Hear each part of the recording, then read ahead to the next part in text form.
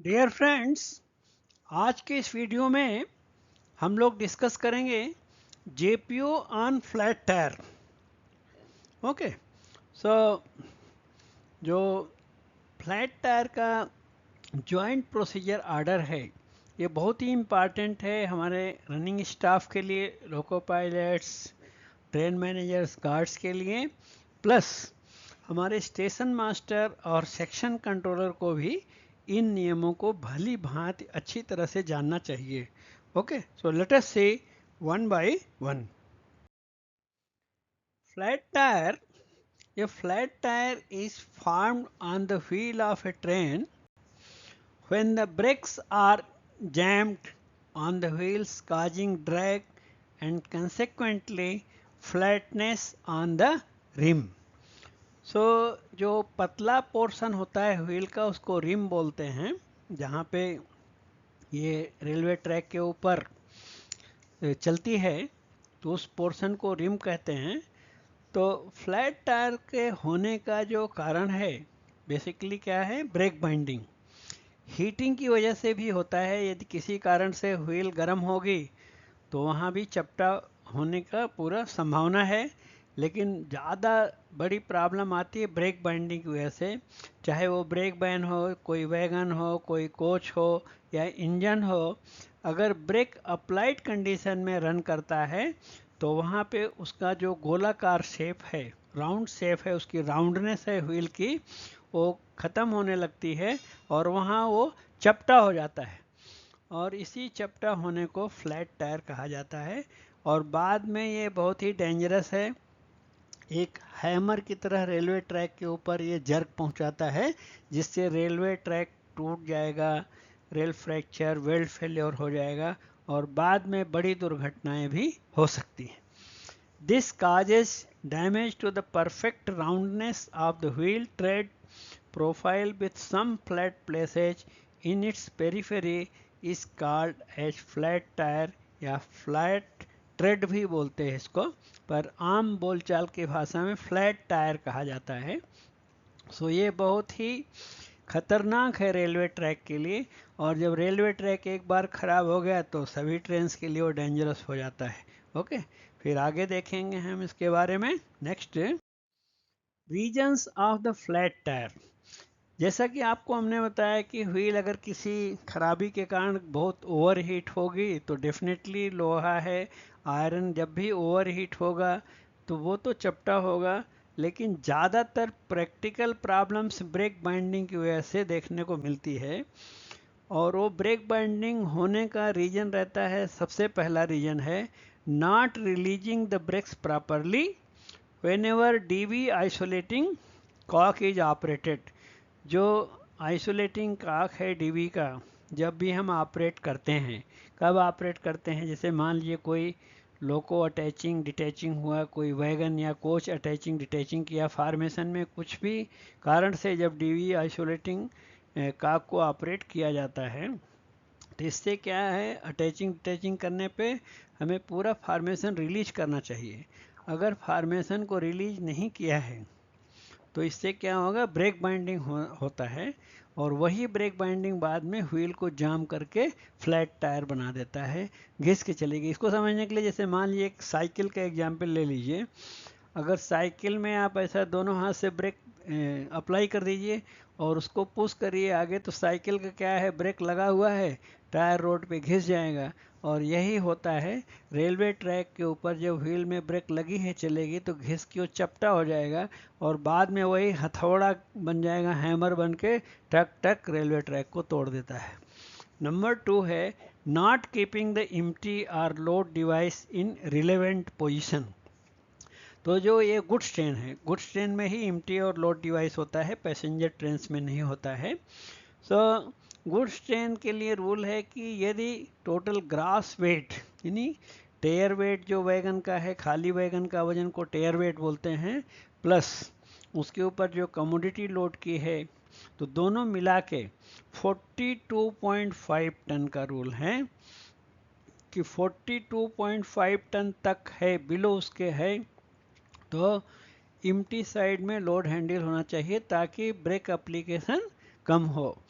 और यदि grass wait किसी वैगन का 42.5 टन से ज़्यादा है तो वो लोड हैंडल राइट साइड में लोड की तरफ होना चाहिए ताकि ब्रेक एप्लीकेशन प्रॉपर हो।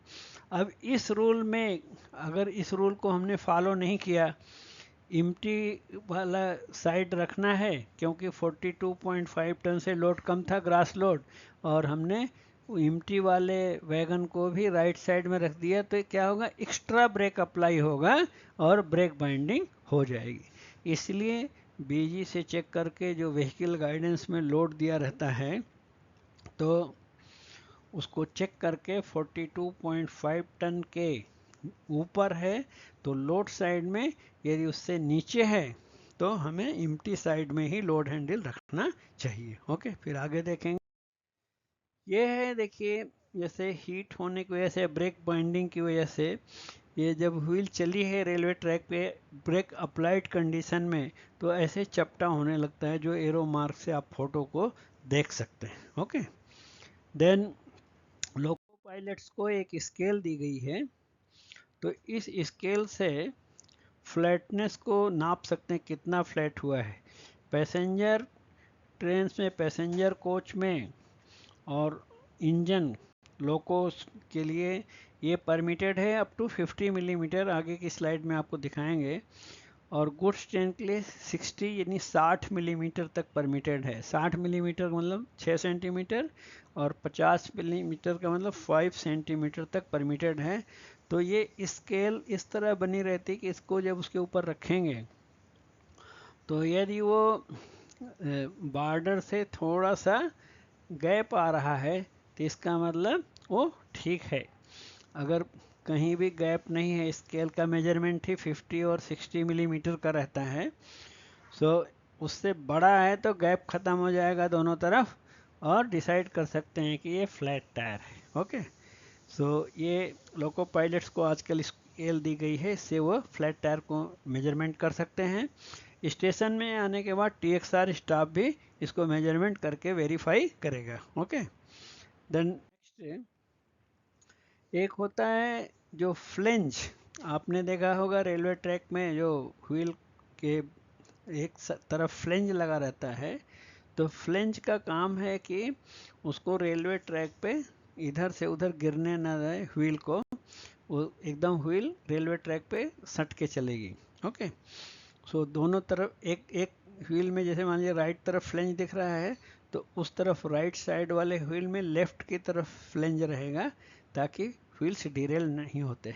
तो ये चलते चलते जो फ्लेंज है ये भी कभी कभी डीप हो जाता है या शार्प फ्लेंज हो जाता है। हालांकि ये फ्लैट टायर नहीं है, जस्ट आपके जनरल नॉलेज के लिए बता रहे हैं कि ये डीप फ्लेंज या शार्प फ्लेंज हुआ तो इसका मेजरमेंट लोको पायलट लोग नहीं करते हैं, इसको TXR वाले ही करते हैं। ये क्या गड़बड़ करता है, अपने जानकारी के लिए आप नोट कर सकते हैं। It causes trouble for face plates and tongue rails connected to the stock rail on the track. जैसा कि आप जानते हैं कि जहाँ पे पॉइंट्स होते हैं तो पॉइंट्स में एक ट्रैक फिक्स रहता है, उसको बोलते हैं स्टॉक रेल या फिक्स्ड रेल, और दूसरा वाला जो है वो मूव करता है मोटर ऑपरेटेड पॉइंट पे। तो जो मूव करता है, जैसे अपने मुंह के अंदर जीभ मूव करती है और दांत फिक्स होता है, तो इसलिए एक ट्रैक फिक्स होता है, उसको स्टॉक रेल बोलते हैं, वो दांत की तरह है। और टंग रेल है जो स्विच रेल बोलते हैं जिसको, वो मोटर से ऑपरेट होकर या तो लूप लाइन में पॉइंट को सेट करेगी या मेन लाइन में सेट करेगी। तो ये उसके बीच में जब ये शार्प फ्लेंज हो जाएगा तो उसके ये जो टंग रेल है उसके बीच में फंस जाती है और उसको ख़राब कर सकती है पॉइंट्स को, या जो फिश प्लेट्स लगे होते हैं ट्रैक पे उनको डैमेज कर देती है। तो ये भी बहुत ही गड़बड़ है, तो इसको TXR लोग ही मेजरमेंट करते हैं और डिसाइड करते हैं। Rolling in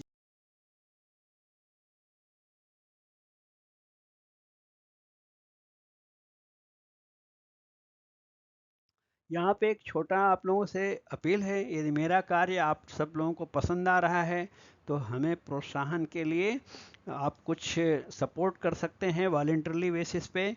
and for your support my Google पे, फ़ोन पे, Paytm number is 83096657 81. This is on purely on voluntarily basis. Please support if you like the work, and I will definitely continue. Thank you.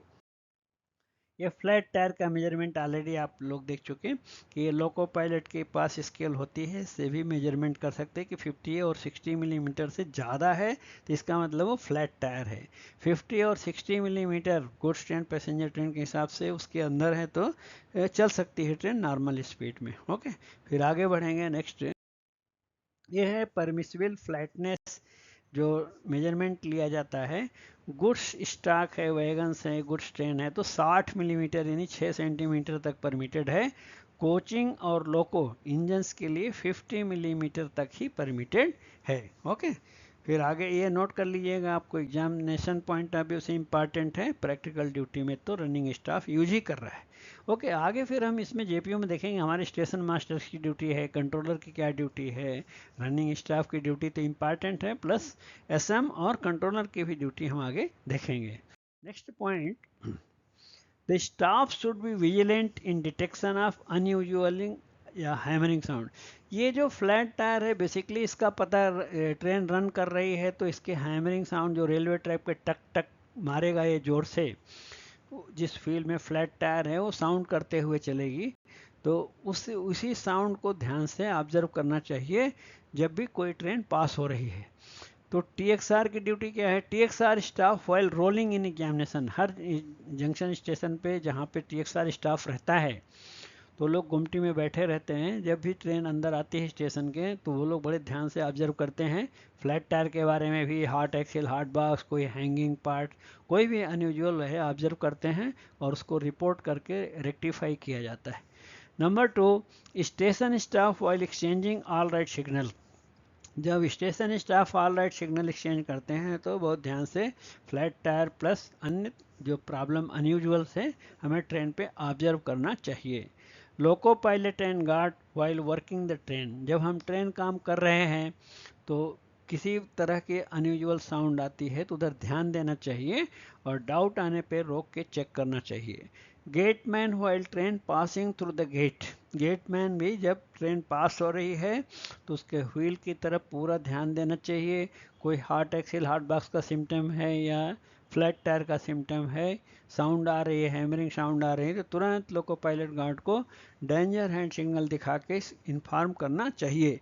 इसीलिए ये आप जानते होंगे लोको pilot guard को एक जीएनडीएसआर में रूल बताया गया है कि जब भी हम गेट लेवल क्रॉसिंग गेट पास करते हैं तो पास करने के बाद घूम करके मुड़ करके पीछे गेटमैन की तरफ देखना चाहिए कि कोई वो डेंजर हैंड सिग्नल तो नहीं दिखा रहा है, इसलिए वो देखना भी बहुत इंपॉर्टेंट है।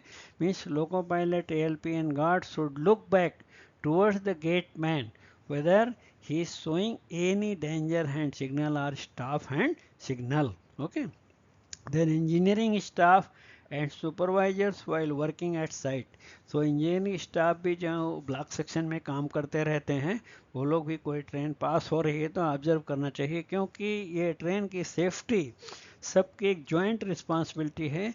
इसमें हमें डिपार्टमेंट वाइज नहीं देखना चाहिए, ये सब लोग मिल के ध्यान देना चाहिए। Then next, supervisors or officers while traveling by train, अगर सुपरवाइजर या कोई ऑफिसर्स ट्रेन में ट्रैवल कर रहे हैं तो उन्हें भी अवश्य ध्यान देना चाहिए। फूड प्लेट इंस्पेक्शन में गए हैं तो इस तरह के हैमरिंग साउंड उन लोगों को भी ऑब्जर्व करना चाहिए। ऑन बोर्ड स्टाफ, इवन जो कमर्शियल स्टाफ्स हैं, टीटी है, कोच अटेंडेंट्स हैं, एसी मैकेनिक हैं, एज फार एज पॉसिबल वो लोग भी इस तरह की साउंड आए तो लोको पायलट या गार्ड को इन्फॉर्म करना चाहिए। ओके, फिर आगे देखेंगे। Next, so next, when station staff or gateman or engineering staff working on site detects unusual or hammering sound while passing any train should make efforts to stop the train। कहने का मतलब कि जब station से कोई गाड़ी पास हो रही है हैमरिंग साउंड के साथ, या गेटमैन ने ऑब्जर्व किया या इंजीनियरिंग स्टाफ जो ब्लॉक सेक्शन में काम कर रहे हैं उन लोगों ने ऑब्जर्व किया कि अनयूजुअल हैमरिंग साउंड के साथ ट्रेन पास हुई है, तो हमें पूरा कोशिश करना चाहिए कि स्टॉप हैंड सिग्नल के दिखाकर या वॉकी टाकी के माध्यम से हम उस ट्रेन को रोकने का कोशिश करें। यदि किसी कारण से ट्रेन को नहीं रोक पा रहे, staff and signal loco pilot guard नहीं देख पा रहे हैं, तो जो नेक्स्ट स्टेशन मास्टर को फ़ोन करके बताना चाहिए कि ऐसा ऐसा ट्रेन हैमरिंग साउंड के साथ पास हुई है। Okay, after detection of flat tyre the train crew shall observe a speed restriction of 30 kmph। यदि ब्लॉक सेक्शन में किसी ट्रेन में ये हैमरिंग साउंड की आवाज़ आई, चेक करने पे फ्लैट टायर हुआ या उसका डाउट है, तो पूरा ब्लॉक सेक्शन 30 kmph 30 kmph के स्पीड रिस्ट्रिक्शन के साथ अगले स्टेशन तक हमें क्लियर करना चाहिए। Okay, then LP and guard shall ask for examination by TXR। Station पे आने के बाद लोको पायलट और गार्ड TXR के द्वारा चेकिंग का अरेंजमेंट करना चाहिए। और दूसरी बात, प्रैक्टिकल ड्यूटी के लिए यदि हमको फ्लैट टायर ब्लॉक सेक्शन में पता लग गया तो स्टेशन मास्टर को पहले से ही बता देना चाहिए ताकि वो स्विटेबल लाइन पर लें, क्योंकि अब TXR चेकिंग होगी या वैगन कोच को निकालना पड़ेगा ट्रेन से, तो सुटेबल लाइन रहेगी तो अच्छा रहेगा, क्योंकि समय ज़्यादा लगने वाला है, इसलिए पहले से बता के तब स्टेशन के भीतर जाना चाहिए। Okay, if TXR staff is available, यदि स्टेशन में TXR स्टाफ उपलब्ध है, they will certify whether the flatness is within the permissible limit or beyond। तो उन लोगों को ट्रेनिंग है, TXR स्टाफ को मेजरमेंट लेके डिसाइड करेंगे कि लिमिट के भीतर है या लिमिट के बाहर है। लिमिट के भीतर है तो फिट मेमो मिलेगा। If with in the permissible limits they can certify for running at normal speed. और अगर मान लीजिए लिमिट से ज़्यादा है, देन कोच और wagon should be detached eight the same station. यदि लिमिट से ज़्यादा है तो उस ट्रेन को रन नहीं करना चाहिए, क्योंकि रेलवे ट्रैक को डैमेज कर देगी। ऑलरेडी ब्लॉक सेक्शन में डैमेज करके आई होगी, उसे भी चेक करना पड़ेगा। और चेकिंग के पहले सारी गाड़ियों को रोक दिया जाता है, तो फ्लैट टायर को बहुत सीरियस लेना चाहिए। ओके, फिर आगे देखेंगे next. If no TXR staff is posted, मान लीजिए उस स्टेशन पे वे साइड स्टेशन में TXR स्टाफ अवेलेबल नहीं है, then loco pilot guard and station master shall decide in consultation with section controller to detach the coach और wagon at the same station. तो TXR उपलब्ध नहीं है तो लोको पायलट गार्ड और स्टेशन मास्टर सेक्शन कंट्रोलर से बातचीत करके उस वैगन या कोच को उसी स्टेशन में अलग करने के लिए प्लान करना चाहिए। Then duty of station master, हमारे स्टेशन मास्टर का ड्यूटी क्या है? Once report about hammering sound is reported in the train from the station master in rear or by any gate man from the rear block section, station master shall definitely stop the train। यदि gate man ने या पिछले station master ने station master को hammering sound के बारे में सूचना दी है तो स्टेशन मास्टर डेफिनेटली ट्रेन को रोक लेना चाहिए अपने स्टेशन में, और फिर चेक करने के बाद ही ट्रेन को डिसाइड करना चाहिए। Under no circumstances SM shall allow the train to run with a suspected flat tire once the information is received। सूचना मिलने के बाद सस्पेक्टेड यानी संदेहास्पद है फ्लैट टायर, तो जब तक कंफर्म न हो जाए उसे ब्लॉक सेक्शन में अलाउ नहीं करना चाहिए। फिर आगे देखेंगे next point. The section controller, after getting the information from the station master, shall stop the train at the next immediate station। यदि सेक्शन कंट्रोलर को भी स्टेशन मास्टर के through flat tyre hammering sound की सूचना मिली है तो अगले station पे उस गाड़ी को रोकने का अरेंजमेंट करना चाहिए। डिप्टी चीफ कंट्रोलर या चीफ कंट्रोलर जो पंक्चुअलिटी होते हैं कंट्रोल ऑफिस में, ही शैल कोऑर्डिनेट विथ इंजीनियरिंग कंट्रोल। तो उन्हें कंट्रोल ऑफिस के इंजीनियरिंग कंट्रोल को इसकी सूचना देना चाहिए। And depute SSE JE PWA, SSE JE PWA का मतलब होता है PWI, सीनियर सेक्शन इंजीनियर या जूनियर इंजीनियर। PWAY PWA का मतलब होता है परमानेंट वे, रेलवे ट्रैक को बोलते हैं, तो उसके सुपरवाइजर को बोलते हैं PWI, permanent way inspector. To inspect the rear block section, जिस सेक्शन से फ्लैट टायर हैमरिंग साउंड वाली गाड़ी पास करके आई है उस ब्लॉक सेक्शन को पूरा PWI जाके चेक करना चाहिए। चेकिंग होने तक कोई भी ट्रेन ब्लॉक सेक्शन में नहीं भेजना चाहिए। क्यों? वही डर है कि वो फ्लैट टायर वाला जो व्हील आया है हैमरिंग साउंड के साथ, हो सकता है रेलवे ट्रैक में रेल फ्रैक्चर या दूसरी प्रॉब्लम्स आ गई हो, जिससे बड़ा दुर्घटना या बड़ा एक्सीडेंट हो सकता है। ही शुड गो, पीडब्ल्यूआई कैसे जाना है, लाइट इंजन में भेज सकते हैं उनको, या टावर कार या टीटीएम मशीन में भेज सकते हैं। जो इसमें जाएंगे पीडब्ल्यूआई टीटीएम टावर कार या लाइट इंजन में, उसका स्पीड 30 kmph के रिस्ट्रिक्शन के भीतर होना चाहिए। Or by proceeding on motor और पुश ट्रॉली, या मोटर ट्रॉली पुश ट्रॉली में जा सकते हैं। ओके, तब तक कोई ट्रेन नहीं भेजना चाहिए ब्लॉक सेक्शन में। ओके, एकदम क्लियर पॉइंट, तो कंट्रोलर और एसएम के लिए बहुत ही इंपॉर्टेंट पॉइंट है। देन नेक्स्ट आगे देखेंगे, engineering controller in consultation with SSC JE P way shall impose SR of 50 kmph। Now इसका मीनिंग क्या हुआ, अब पीडब्ल्यूआई ने चेक किया जाके पूरा ब्लॉक सेक्शन और उनको सेटिस्फैक्ट्री मिला है, रिटर्न मेमो देगा स्टेशन मास्टर को कि हमने जाके पूरा इंस्पेक्शन किया है और सब ठीक ठाक है। उसके बाद चेकिंग करने के बाद मेमो में कॉशन ऑर्डर इम्पोज किया जाएगा। क्या कॉशन ऑर्डर इम्पोज करेंगे, SR 50 kmph वो भी only passenger train and empty goods train को चलाया जाएगा। ओके, लोडेड गुड्स ट्रेन अभी स्टार्ट नहीं करना है। तो पीडब्ल्यूआई चेकिंग होने के बाद एम्प्टी गुड्स ट्रेन, खाली वाली मालगाड़ी जो है, और पैसेंजर ट्रेन 50 kmph के स्पीड रिस्ट्रिक्शन उसके कॉशन ऑर्डर के साथ स्टार्ट कर सकते हैं। तो पीडब्ल्यूआई मेमो देगा कॉशन ऑर्डर का चेकिंग के बाद। Okay, no loaded goods train shall be allowed unless USFD means ultrasonic flaw detection testing is completed. तो जब तक यूएसएफडी मशीन, जो एक अल्ट्रासोनिक मशीन है, आगे आपको डायग्राम दिखाएंगे, जब तक उससे चेकिंग ना हो जाए पूरे सेक्शन की, ब्लॉक सेक्शन की, जहां से फ्लैट टायर की ट्रेन पास हुई है, तब तक लोडेड गुड्स ट्रेन को स्टार्ट नहीं करना है। पीडब्ल्यूआई चेकिंग के बाद ओनली एम्प्टी गुड्स ट्रेन और पैसेंजर ट्रेन 50 kmph तक स्टार्ट करना चाहिए। यह है यूएसएफडी रेल टेस्टिंग। सो अल्ट्रासोनिक फ्लड डिटेक्शन जो मशीन बोलते हैं एक तरह से, देखिए सेंटर में आप ऊपर देखिएगा तो एक अल्ट्रासाउंड का पैनल लगा हुआ है विथ डिजिटल रेल टेस्टर, इसको डीआरटी भी बोलते हैं, डिजिटल रेल टेस्टर। तो एब्रीविएशन भी इंपॉर्टेंट है, DRT means digital rail tester. So देखिए एक तरह से वॉकिंग कंडीशन में लेके जाना पड़ता है इसको। सो काफ़ी टाइम लगता है, जैसे अपने बॉडी का अल्ट्रासाउंड होता है ना, वैसा पूरा रेलवे ट्रैक का अल्ट्रासाउंड होगा।